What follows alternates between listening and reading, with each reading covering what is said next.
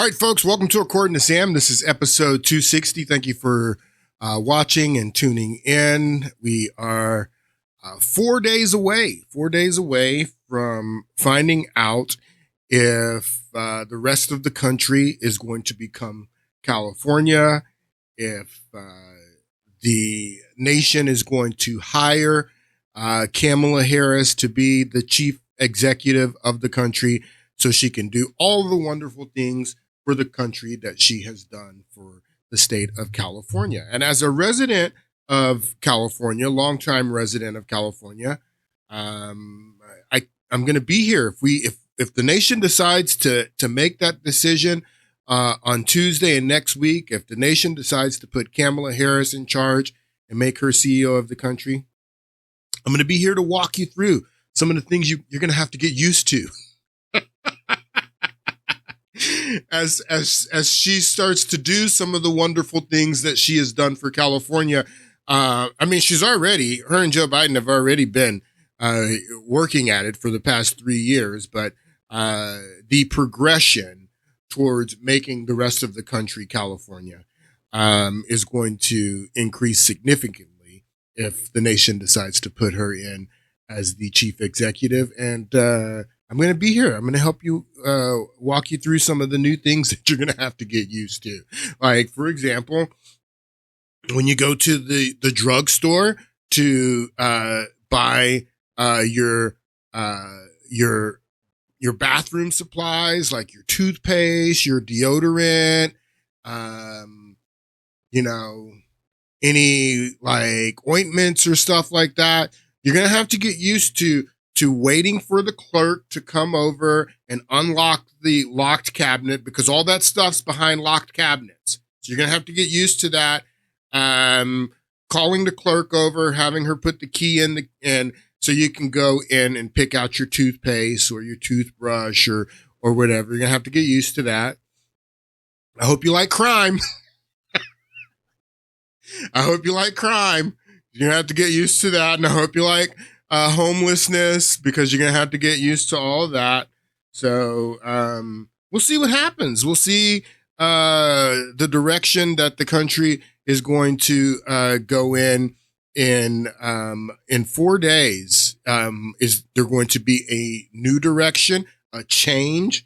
Or are we going to continue along the same path that Joe Biden and Kamala Harris have been taking us on for the past 3 years? Actually, the past 32 of the past 36 years, the Bush-Clinton dynasty has ruled over the United States. There has been a member of the Bush-Clinton dynasty in the Oval Office as chief executive for 32 of the past 36 years.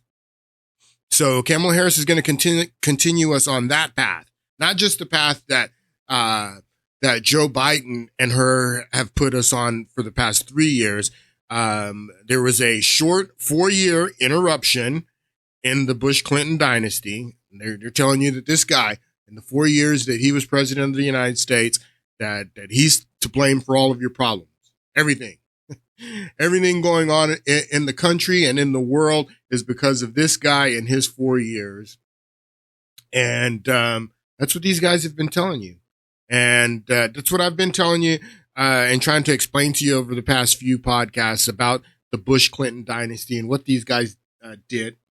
Been using the financial crises in 2008 as an example to show you the continuity between these presidents. And it doesn't matter if they're Democrats or Republicans. I've tried to explain to you in doing these series of podcasts that means nothing to them. Like Bill Clinton's professor at Georgetown Jesuit University, Carol Quigley, writes in Tragedy and Hope that the two parties should be identical. They shouldn't be, opposite of one another. The two parties should be identical. So the American people every 4 years can say to themselves, we're throwing this rascal out, and then you're going to get a new rascal with the same policy, same objective as the dynasty, because they all represent the dynasty. It doesn't matter what their party is. That's what Carol Quigley writes in tragedy and hope. So that's what I've been trying to explain to you. And I've been using the financial crisis in 2008 to explain that to you, because each one of these presidents played a significant role in that crash. The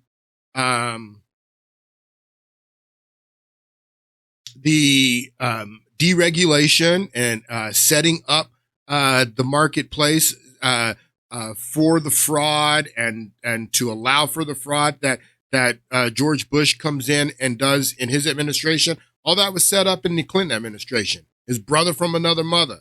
That's what he calls Bill Clinton, his brother from another mother, because Bill Clinton's mentor was George Bush's father, George H.W. Bush's father. And in Obama, that's blood. They're blood related. So I've explained all that to you. And the deregulation, the setting up the marketplace for the fraud and everything that took place under Bush happened under Bill Clinton. These guys set it up. Alan Greenspan, chairman of the Federal Reserve. Larry Summers was Robert Rubin's protege at the Treasury Department. Robert Rubin had come from Goldman Sachs. He was the CEO of Goldman Sachs before Bill Clinton brings him on at the Treasury Department. All of these guys deregulate Wall Street. They not only deregulate Wall Street, they prevent Brooks Lee Bourne, who's trying to regulate these derivatives that end up taking down our economy in 2008. They block her from doing regulation. So they do all the deregulation. And then when Brooks Lee Bourne from the Commodities Traders and Futures Agency tries to regulate these derivatives, they block her from regulating derivatives. So they're setting the whole thing up. This is in the Clinton administration. Robert Rubin, as I told you in the last podcast, he resigns in July of 1999. And then he goes and he becomes the chairman of the board at Citigroup. And Citigroup is the corporation that these guys repealed Glass-Steagall and worked to repeal Glass-Steagall for Citigroup. He does that for Citigroup and then leaves Treasury and then goes and he's the chairman of the board at Citigroup. So he goes Goldman Sachs. Robert Rubin here comes from Goldman Sachs into the Treasury, sets up the whole crash, and then goes and he's the chairman at Citigroup. When he retires, his protege, Larry Summers, becomes the Bill Clinton's Treasury Secretary in that last year. And he was there and helped Rubin and Greenspan set it up, along with Timothy Geithner. Were there with Rubin and Greenspan and helped them set up all of the deregulation and to set up the crash for when George Bush comes in and then he creates the housing bubble. I've explained all this to you. Go back and listen to some of my past podcasts where I explain all of this. I've been talking about this for weeks. So Larry Summers, who was there with these conspirators that set up the crash, when Barack Obama, this is his role. What's Obama's role in this? When Obama runs in 2008, in the middle of the crash, he's running against all the things that these guys did. He's running against Bill Clinton. He blames Bill Clinton for the deregulation. He blames Bush for the mismanagement and creating the housing bubble and all the things that went on in their administrations. He blames them. He says that there's a distinction between Wall Street and Main Street, and Wall Street had caused this problem, and he's going to hold Wall Street accountable, is what Barack Obama says when he's running in 2008. He's going to hold Wall Street accountable, and that he's also going to rebuild the economy from the bottom up. It's a rejection of trickle-down economic theory. He says trickle-downs, we're not doing that. We're going to do bottom-up economic theory. It was a lie. When he came in, he put Larry Summers, who was there, who set up the crash. He put Barack Obama after running on change, and that he was going to change everything that those first two presidents had done, Bill Clinton and Bush. He was going to change. He was changing a direction, not only on the economy, on everything. This guy was promising all kinds of changes. Comes in, he keeps Bush's CIA director at the Pentagon, Bob Gates, brings in Hillary Clinton to run his State Department, who's this guy's wife. And he brings all these Wall Street people in to run his economic team. Larry Summers becomes the head of his economic team. Timothy Geithner becomes his Treasury Secretary. So there was no change at all. So that's Obama's role. So that's what I've been explaining to you about the Bush-Clinton dynasty. Now, the Bush-Clinton dynasty, that term doesn't come from me, or that moniker, the Bush, calling these guys the Bush-Clinton dynasty. Milton Friedman, I played this clip before, but he's the one who calls it the Bush-Clinton years, and I named it the Bush-Clinton dynasty. But let's listen to Milton Friedman here again. The Reagan years, on the one hand, nice memories, but on the other hand, guilt and fear and loathing. And so I wanted to ask you, are we then were we on the right track then? And have we lost the knack? Or are we now suffering a hangover from too much debt and things like that? On the contrary, we were on the right track then. We're not on the right track now. As a matter of fact, if you look at the figures, the turnabout, it's always said in the United States, they talk about 12 years of Reagan and Bush. That's a bunch of nonsense.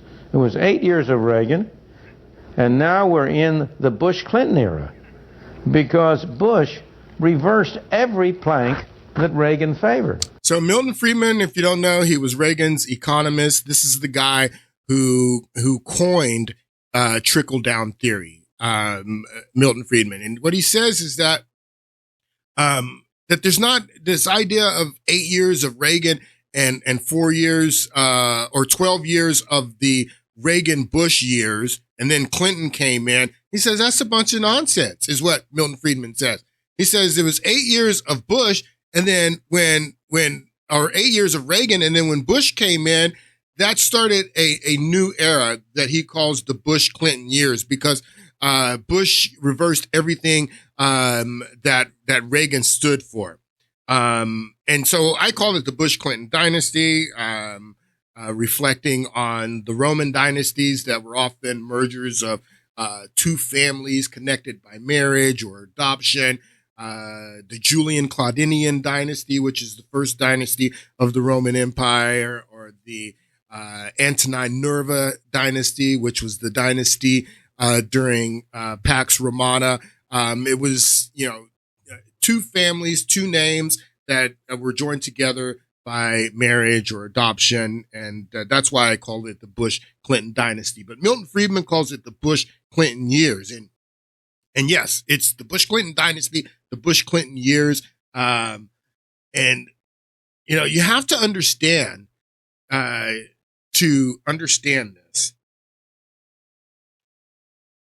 George H.W. Bush, and you just have to understand how this guy was even placed on the Reagan ticket, how he became Reagan's running mate, how he was put at the head of the CIA by Gerald Ford, who sat on the Warren Commission. Again, Gerald Ford, who replaced Richard Nixon when Richard Nixon resigned. And something significant about that too is because I explained how Bill Clinton was George H.W. Bush's protege. Well, Richard Nixon was George H.W. Bush's father's. Richard Nixon was George H.W. Bush's father's protege. Prescott Bush, who worked at the same bank as Alan Greenspan, Brown Brothers Harriman, New York banker. I mean, that it's significant that Prescott Bush was a New York banker. I think that's significant that Prescott Bush was a New York banker, and then he ran for the Senate so he can, direct policy to make him more money and make his Wall Street friends more money. But these guys are from Wall Street. So, I mean, it's hilarious how the Bushes made everybody think that they're Texans and they were from Texas. And you got the Bush Airport in Houston named after him. And George W. Bush was the governor of Texas. He lives in Texas, and they made themselves Texas. But these guys are from Connecticut.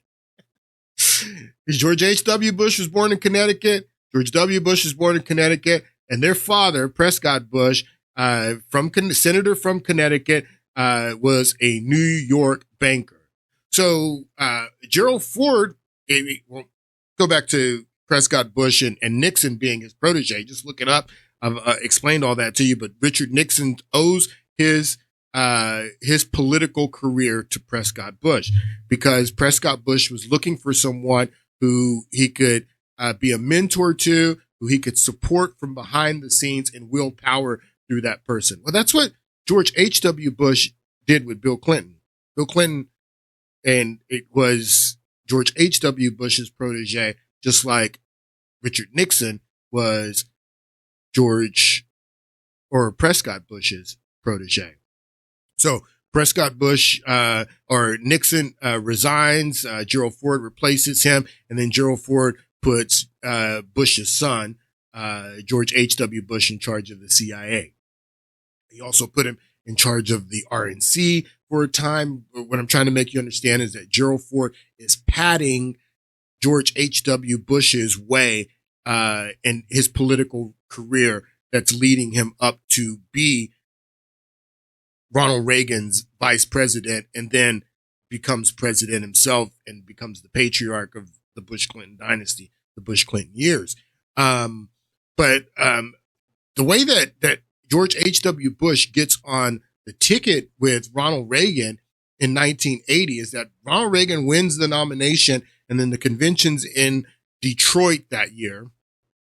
And Ronald Reagan is negotiating with Gerald Ford, the Ford family from Detroit. Gerald Ford had been president, had lost a very close election just 4 years earlier to Jimmy Carter. That election between Gerald Ford and Jimmy Carter in 1976 was extremely close.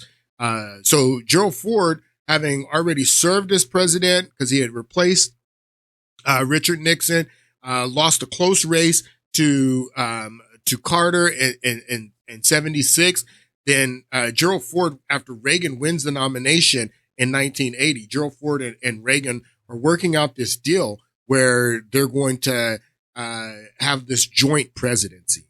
And then so they're negotiating the deal at the convention, and then the deal just falls through because Gerald Ford's making all of these crazy demands out of Reagan that he wanted from this joint presidency. He wanted to, name cabinet members and stuff like that. And Reagan's like, that's ridiculous. So it falls through, and Reagan didn't have a running mate. And at the last minute, they're set to accept the nomination. And then some of him, members of his team, they suggest George H.W. Bush. And that's how George H.W. Bush got put on the ticket. But if you understand the primary that year and the contention between Ronald Reagan and George H.W. Bush, they didn't see eye to eye on a lot of things.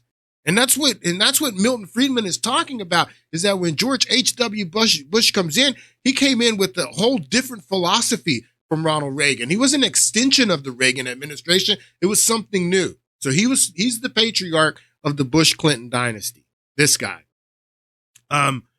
This is a funny clip from the 1970s, 1970s sitcom called The Barney Miller Show. And this guy, Barney Miller Show is a show about a police precinct. In this episode, they arrest this guy, and he's like a conspiracy nut, and he's spouting off all of this conspiracy theory. A lot of it, what he's saying in this little rant here is true.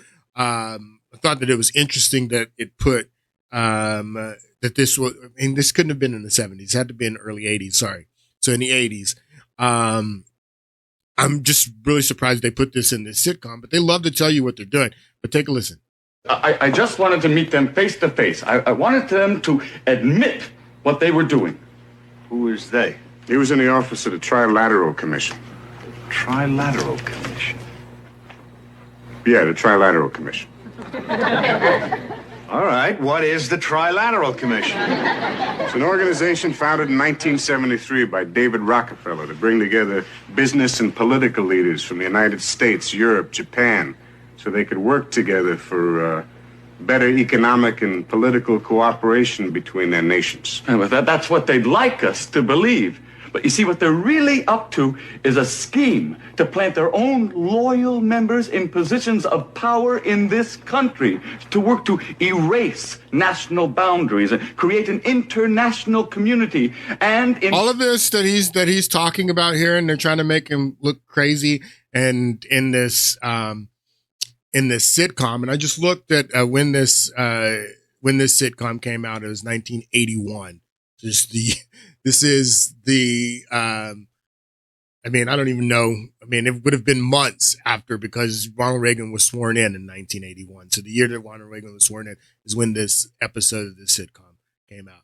All this stuff that he's talking about with the Trilateral Commission and the Council on Foreign Relations and the roundtable groups, those are all the things that Bill Clinton's mentor at Jesuit Georgetown, Carroll Quigley, wrote about when he writes about the Anglo-American Empire in Tragedy and Hope, these roundtable groups.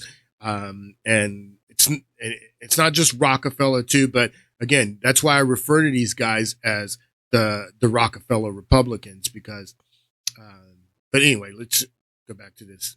Between their nations. And with that's what they'd like us to believe. But you see, what they're really up to is a scheme to plant their own loyal members in positions of power in this country, to work to erase national boundaries and create an international community, and in time bring about a one world government with David Rockefeller calling the shots. I take it they're pressing charges? Yeah, well, he broke a globe and some UNICEF artwork. Well, they're in on it too. Okay, Mr. Klein, if you just... I'm telling you, our whole way of life as we know it is in jeopardy. I appreciate that information. But I have the documented evidence. It's all in there. Show him. Well, he's got these magazines here. Conspiracy Review?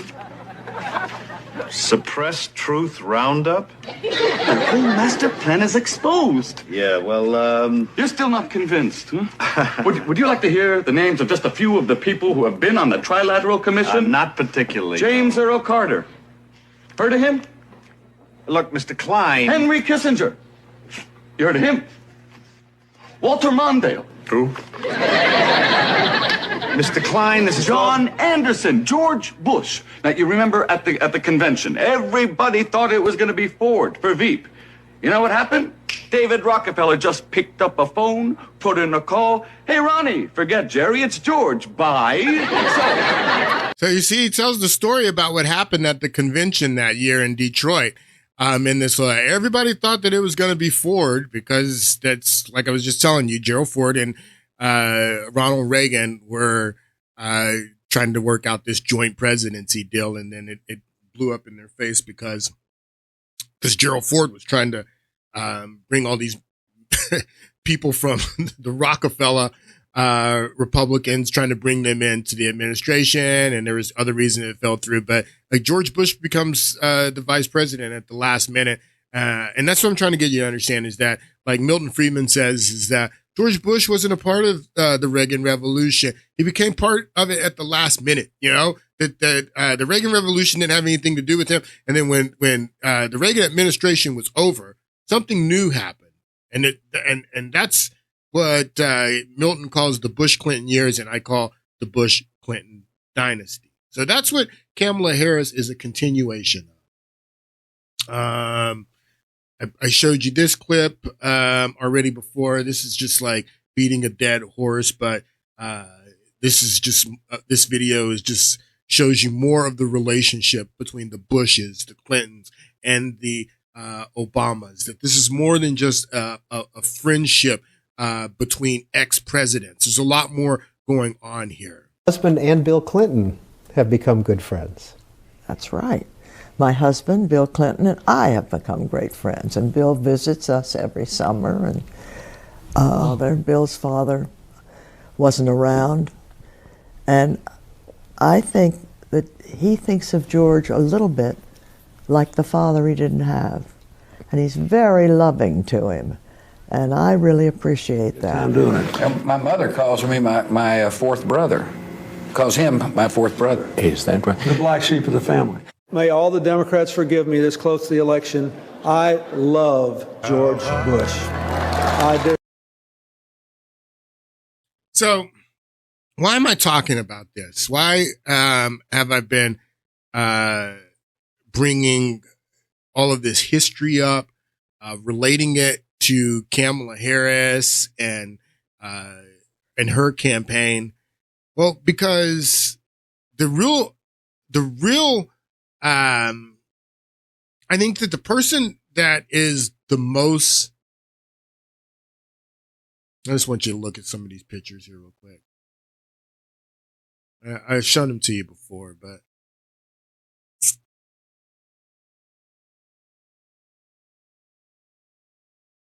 look at this. The person and the people that I have the most contempt for, and I've already told you, are the Obamas. And that's why I'm getting into this and relating it back to Kamala Harris and how Kamala Harris is going to be a continuation of this dynasty. It's because of Obama and how Obama, how they ran on change, how they were going to bring the change from the Bush-Clinton years. And they ran against the Bush-Clinton years, but the Obamas were a continuation of the Bush-Clinton years. And I want to make that clear so you understand that how Kamala Harris is going to be a continuation of the Bush-Clinton years, the Bush-Clinton dynasty. But they're all campaigning for her. You even have George Bush's. Now, George Bush hasn't come out and endorsed her, but his vice president has, and now even his daughter is out campaigning for Kamala Harris.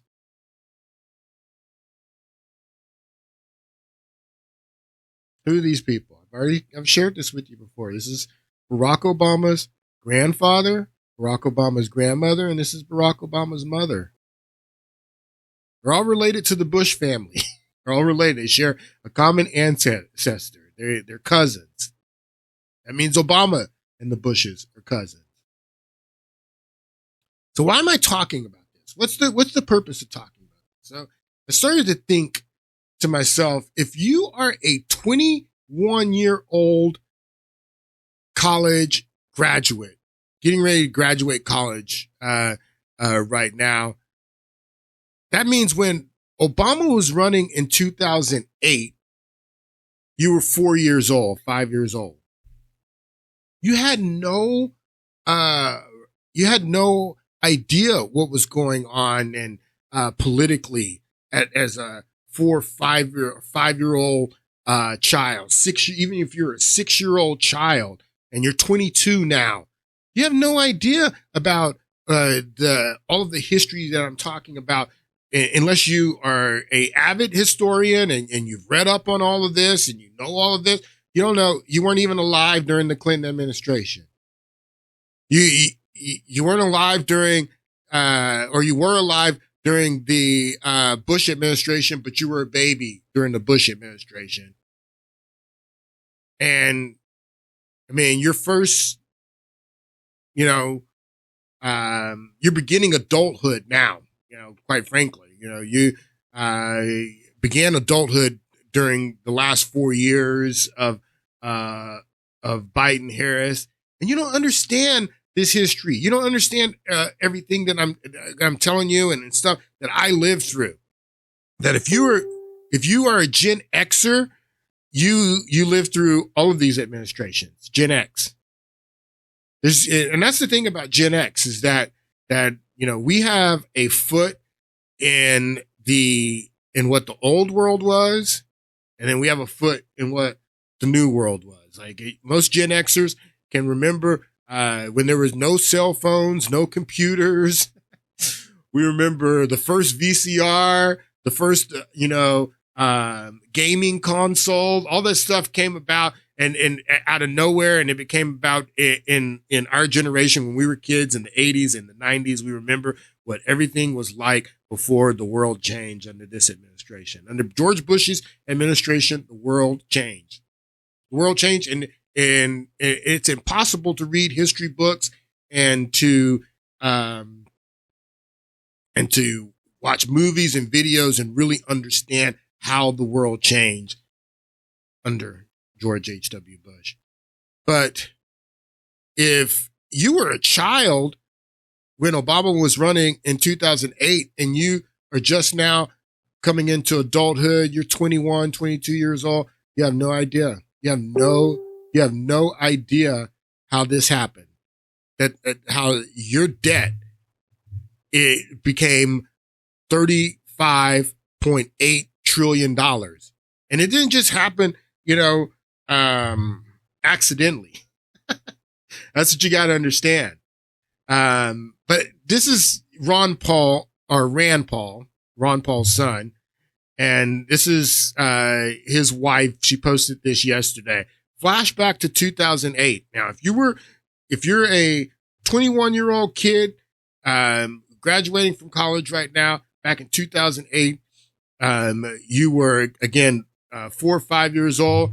You had no idea.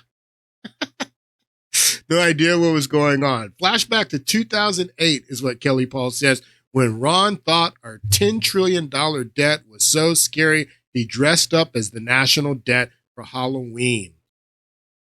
This is sad, people.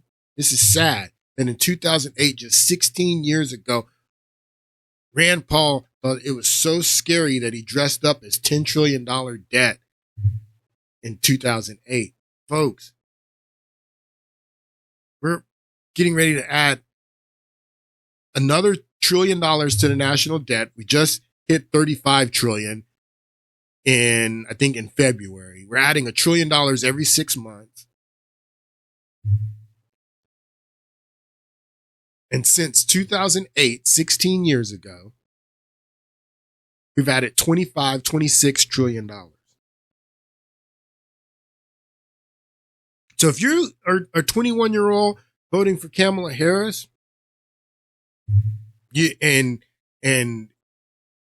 don't understand what's happening in this country, that's why I'm explaining. That's why I'm explaining all of this, and why I'm really going in on Obama, because Obama said he was going to change it all. He said he was going to bring the change.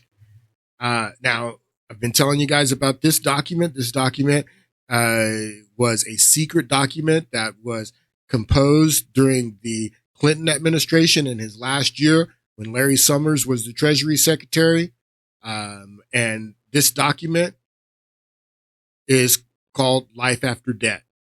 And this document, this secret document, was predicting that the entire United States debt was going to be completely wiped out. We were going to be completely debt free in 10 years. And it was identified as a crisis in this document, that we need to do something to avert this crisis, that the United States is going to be completely debt free. I told you guys that when this document was written in Clinton's last year, it was the national debt was $4 trillion with Social Security. I mean, just 25 years later, it's 35 trillion. So whatever, they identified this as a crisis, that the United States was balancing our budget, that we had budget surpluses, that we were at peace, which was significant. So we're not fighting and paying for all these foreign wars. I mean, that's one of the significant ways that they ran up all this debt, was fighting all these dumb foreign wars that they lied us into.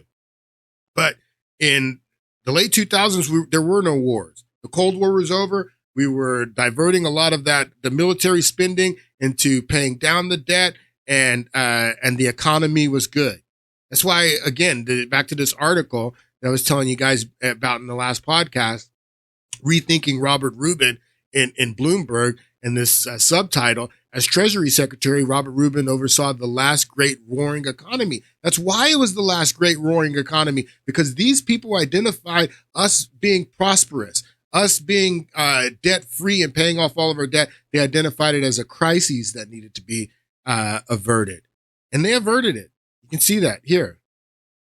So that's something that you need to understand, Rand Paul. It's no accident that we went from $10 trillion 16 years ago to $35 trillion today. It's not an accident. That was part of the plan. Let's listen to a little of this. Volunteers that he's fired up for so many years. Hold on. From NPR News, this is All Things Considered. I'm Robert Siegel. I'm Melissa Block. And now a story about a secret government document that dates from the Clinton administration, outlining what was believed to be a looming potential crisis. Crises. Not a matter of terrorism or national security. No, the crisis was, imagine this, the possibility that the U.S. might pay off its entire debt. David Kestenbaum with our Planet Money team got hold of the document and explains why it was buried until today. The document is called Life After Debt. I heard about it from Diane Lim Rogers, an economist at the White House who reviewed it at the time. It was written in 2000, and Diane had not seen it since then, until I gave her the copy. For her, it brought home just how much has happened since then.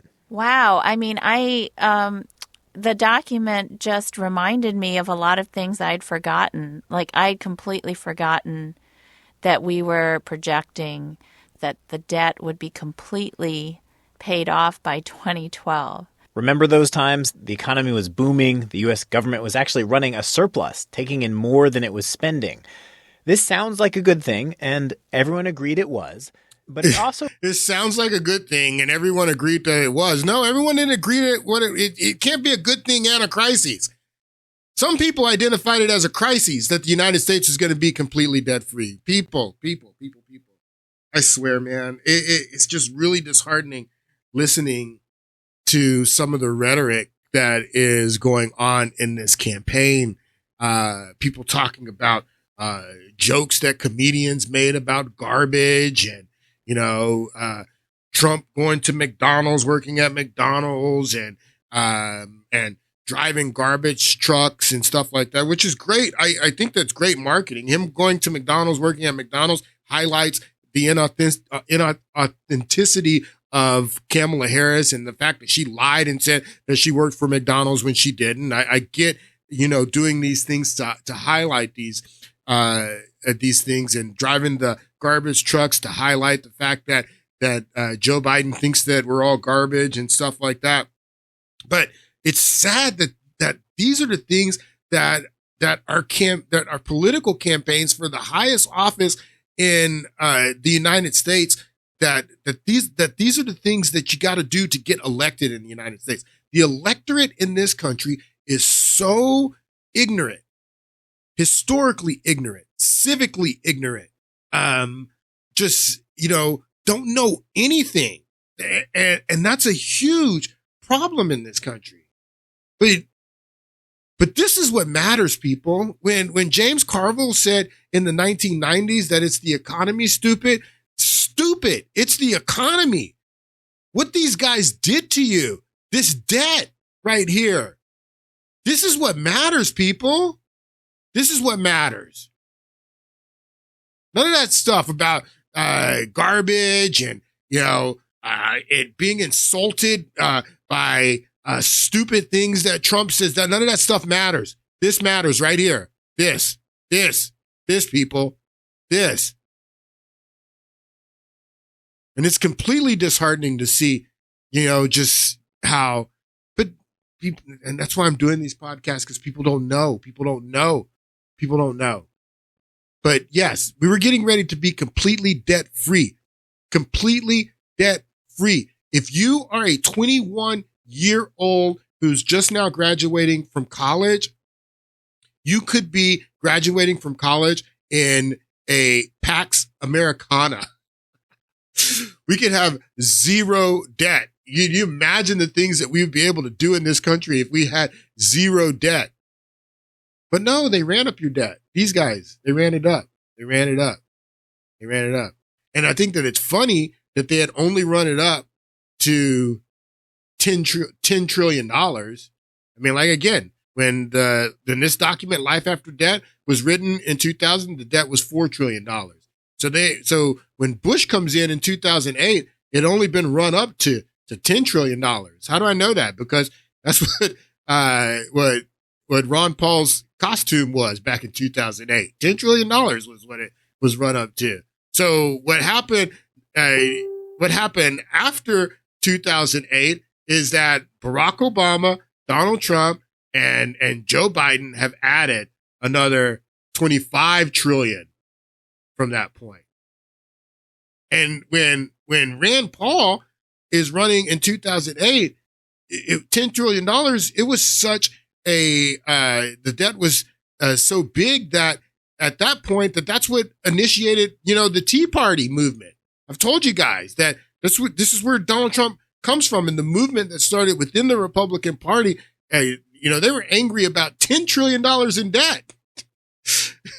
$10 trillion in debt was so bad that it started this political movement within the Republican Party called the Tea Party because of $10 trillion. They had added $6 trillion under these guys. And then this guy comes in and runs on change. Going to change it all. He didn't change anything. He kept the spending going. They added more, a lot more. Listen to a little bit more of this. Posed a danger that this document was spelling out. If the U.S. paid off its debt, there would be no more U.S. Treasury bonds in the world. That's how the U.S. borrows money. It sells bonds. So no more debt meant no more bonds.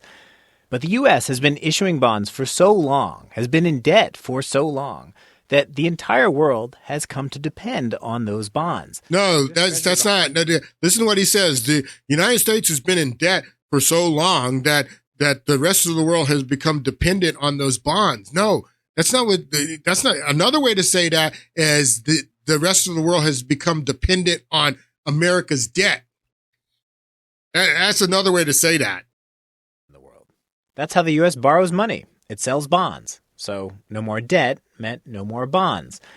But the U.S. has been issuing bonds for so long, has been in debt for so long, that the entire world has come to depend on those bonds.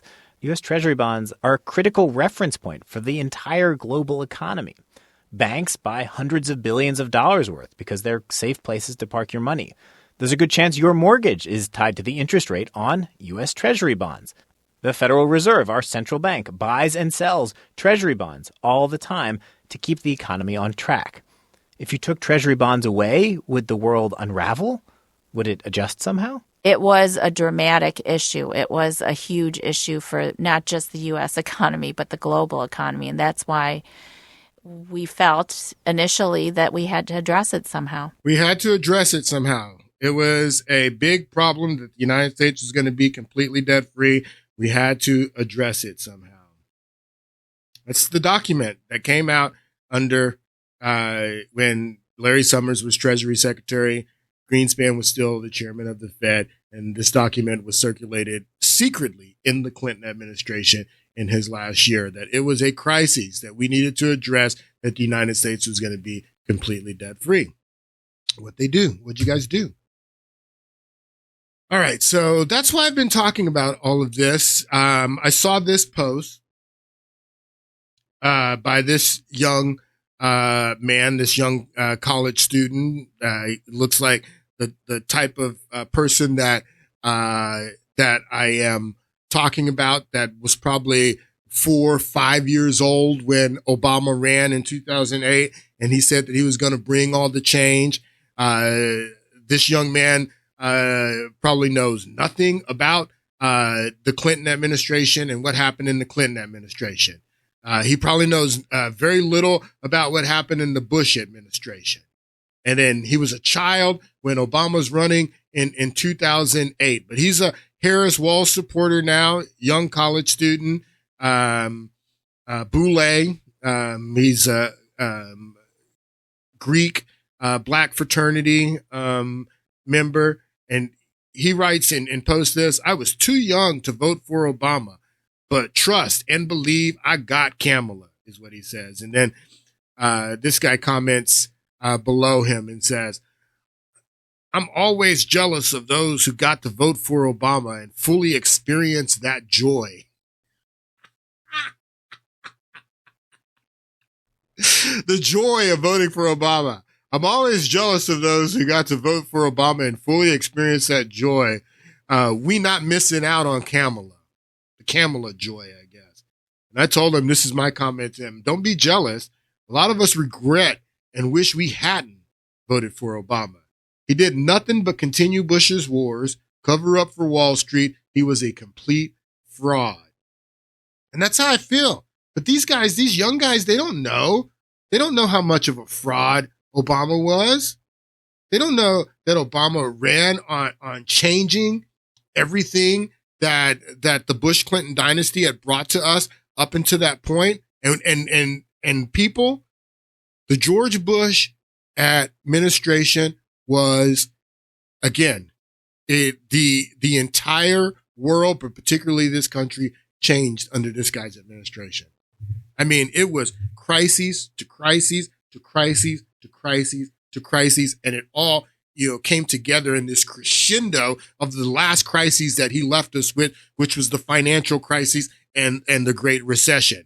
But the financial crisis and the Great Recession, it was, again, the crescendo. It was the final, just sticking it to the United States of America that this guy had brought. I mean, from the moment, I mean, even his election, the election in 2000, how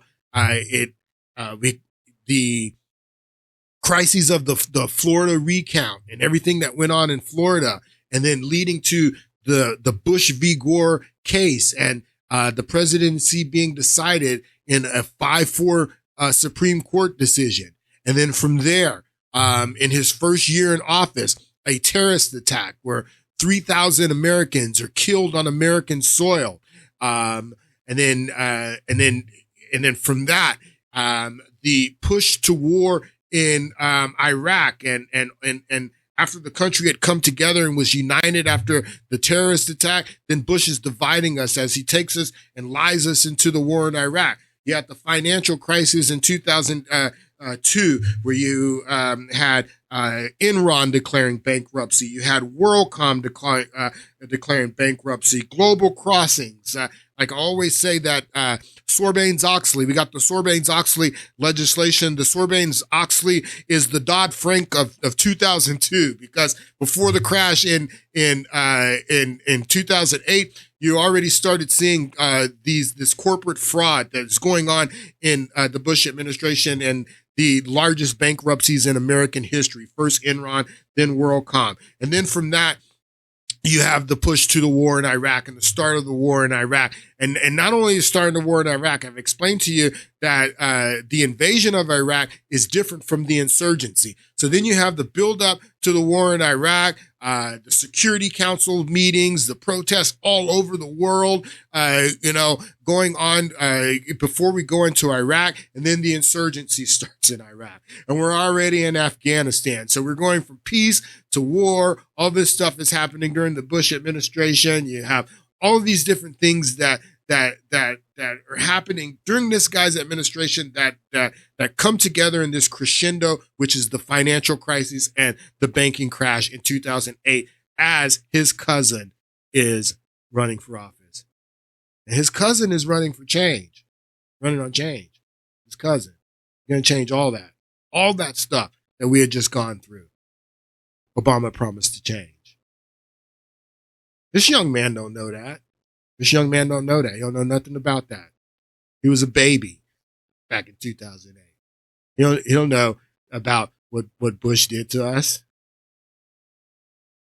He don't know about what Obama promised to change. But again, like I was explaining, so the Tea Party, it came out of what Bush had done to us and the Bush administration. That the Tea Party was a reaction to George Bush and his presidency and all the things that I just explained to you.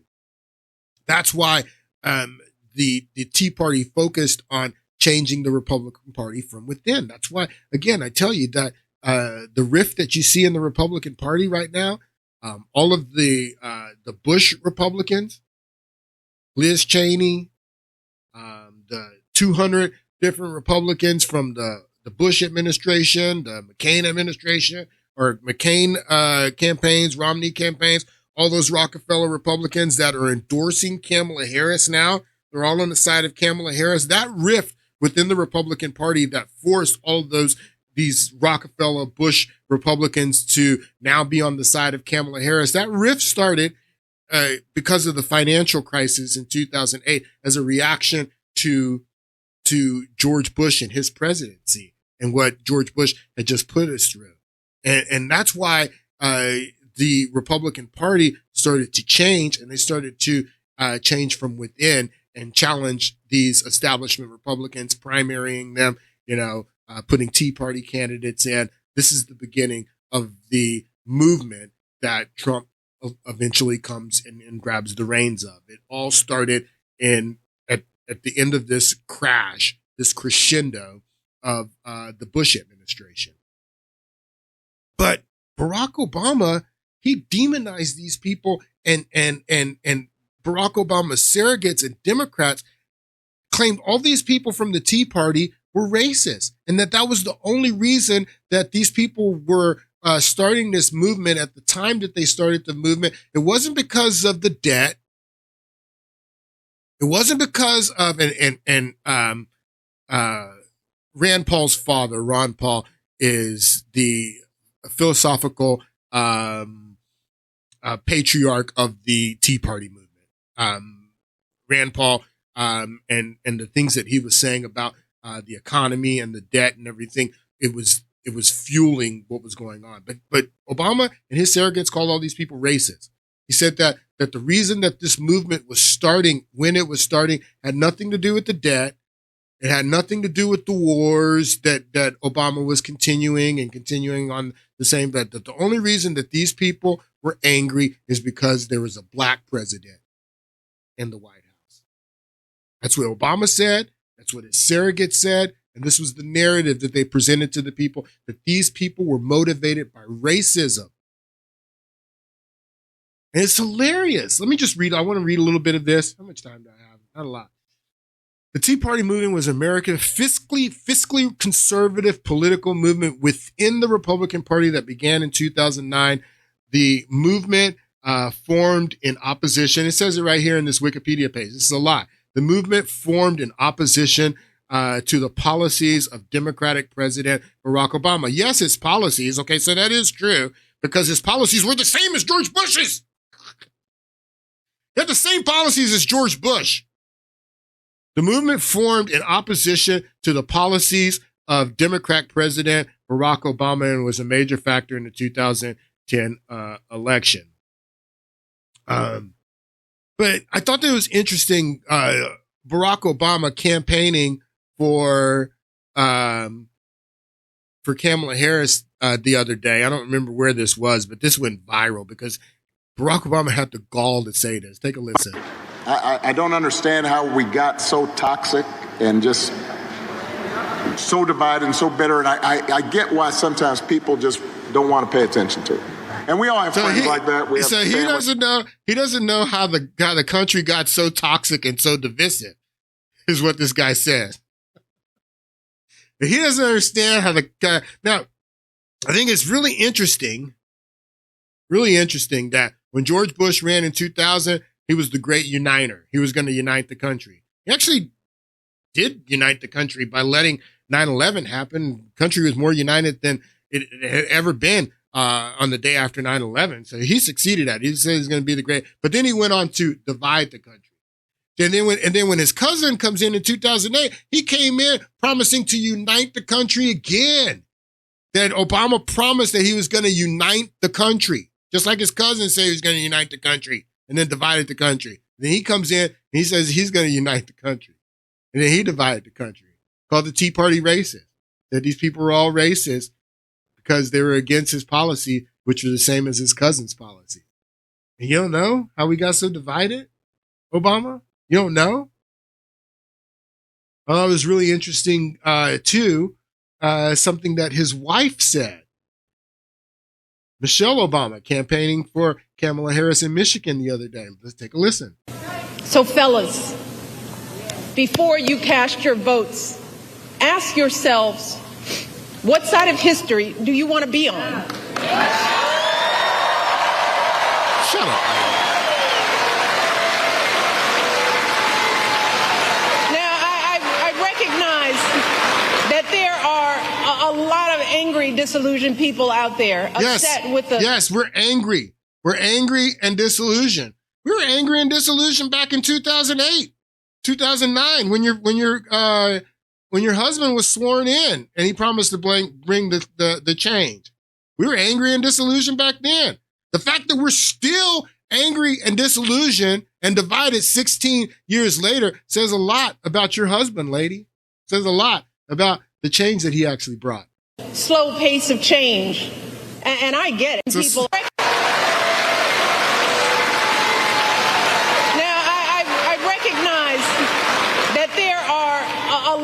Angry, disillusioned people out there upset with the slow pace of change.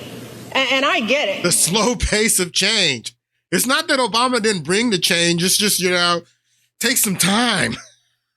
It's moving. The change is moving kind of slow. You need to elect Kamala Harris if you want to continue the change, is what Michelle Obama says here. And she gets it. She gets it, is what she says. Nice that there are a lot of angry, disillusioned people out there upset with the slow pace of change.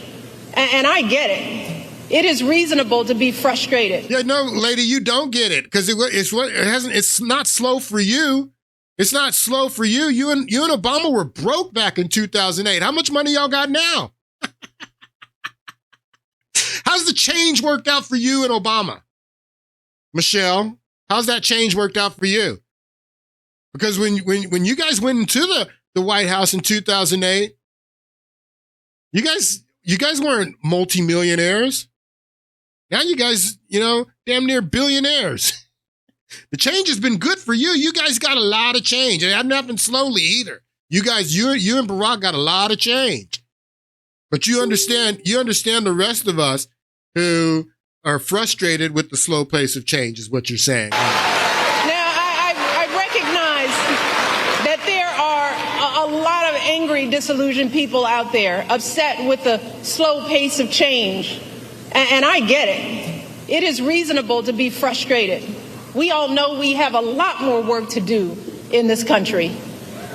But to anyone out there thinking about sitting out this election or voting for Donald Trump or a third-party candidate in protest because you're fed up, let me warn you, your rage does not exist in a vacuum. Hey, shut up, lady. Just shut up. Shut up. You guys became multimillionaires. You live on Martha's Vineyard, okay? You don't live where you're talking about our communities. Our communities? What are you talking about? Martha's Vineyard, lady? Our communities? Isn't it interesting how nobody ever took any shots at your husband? Or his life was never threatened like Donald Trump's? Isn't it interesting? And I think it's really interesting, too, that this guy was rich before he came into politics. Politics has actually hurt this guy.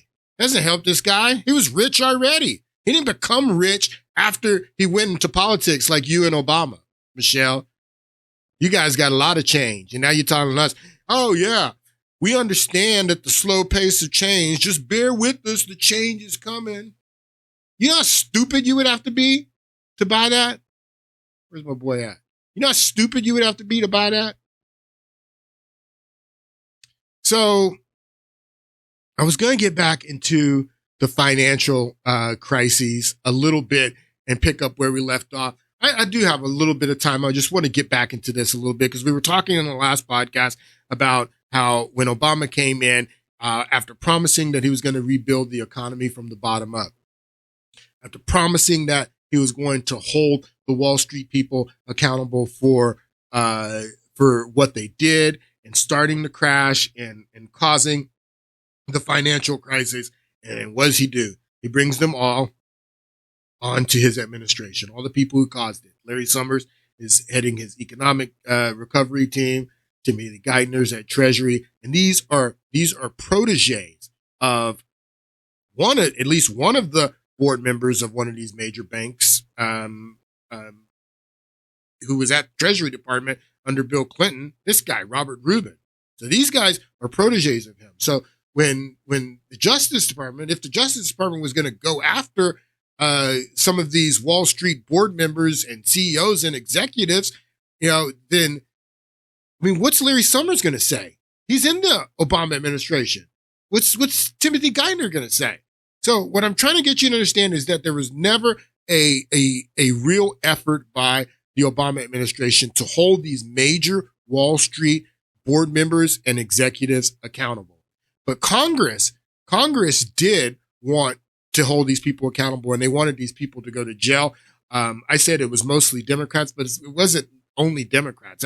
Patrick Leahy, who's the head of the Judiciary Committee, he's the one who authors this bill, the Fraud Enforcement and Recovery Act, which Obama does sign. He does, allocate all of this money to these different agencies to go after these different executives, but nothing ever comes out of it. And the truth of the matter is that the Obama administration was protecting these guys. But it wasn't only Democrats. It wasn't only, people like Patrick Leahy and what's his name, Kaufman, who had replaced Joe Biden.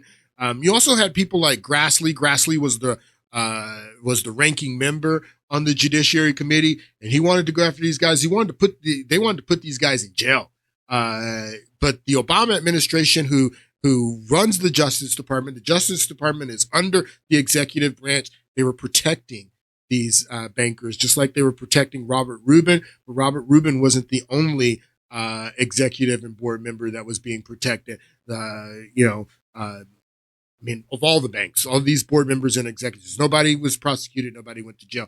But I want to show you some of these things that went on in some of these banks that could have been prosecuted, but wasn't. We talked about, so the whole narrative from Obama's FBI was that we couldn't prove intent. It always comes down to intent. We couldn't prove what these people knew. And that's what was the important part of what I showed you in the last podcast about how Richard Bowman, who was the head of underwriting in Citigroup, where Robert Rubin was the chairman of the board, he identified that 60 to 80% in 2007 of the loans that they were buying and securitizing from all over the country, that they did not meet their credit standards. And he wrote an email to Robert Rubin.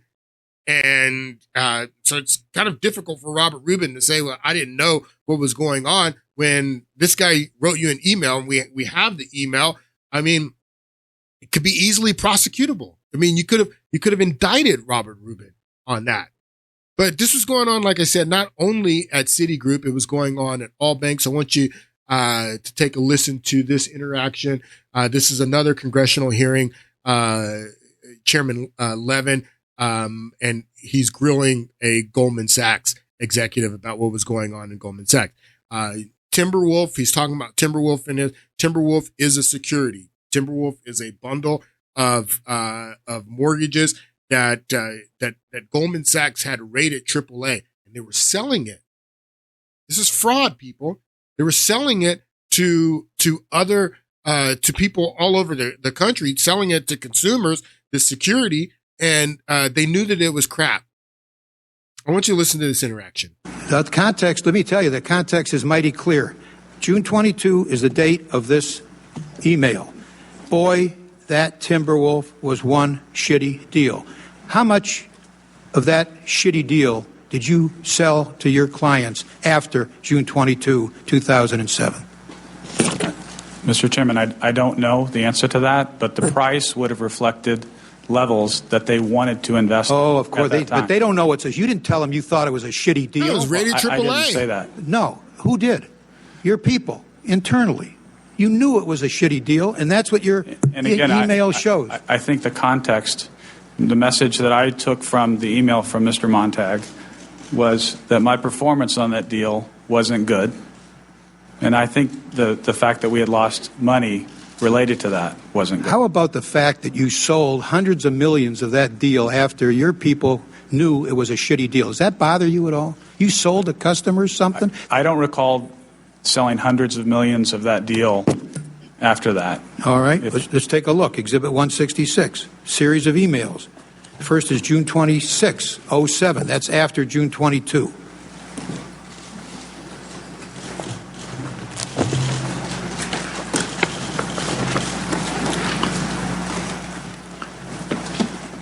July 1, 2007, tells the sales force the top priority is Timberwolf.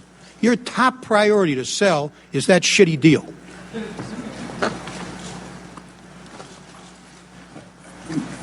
Mr. My comment was I didn't recall the sales. You got it? That we were trying to sell. We're trying to sell. Okay, you're trying to sell a shitty deal, and it's your top priority. Come on, Mr. Sparks. Well, Mr. Chairman, should Goldman Sachs be trying to sell, and by the way, it sold it, a lot of it, after that date. Should Goldman Sachs be trying to sell a shitty deal? Well, can you answer again, that one? Can you answer that one, yes or no? There are prices in the market that people want to invest in things. I didn't use that term with respect to this deal. Wow. So, I mean, they had emails, they had whistleblowers. I mean, I don't have time I have a lot of more clips that I want to show you guys too. Maybe on Monday we'll see. We'll get back into some. I wanted to get back into some of this today, but it just went long. But yeah, they knew what they were doing. There was tons of fraud. These Wall Street banks, they looted the United States of America, looted. And the real fact of the matter is that George Bush is the one who told them to lower their standards and to write all these loans to people that couldn't afford them. I mean, it came directly from George Bush. So there was tons of fraud. There was tons of fraud that could have been prosecuted. And Obama, after running on change, prosecuted none of them. It did nothing that he said that he was going to do. He's a complete fraud. Brought no change. Now he and his wife are running around saying, yeah, we know you're still frustrated. What a clown. All right. So I hope you guys enjoyed the show. Pray for the country. Get out there and vote. I'll see you guys on Monday.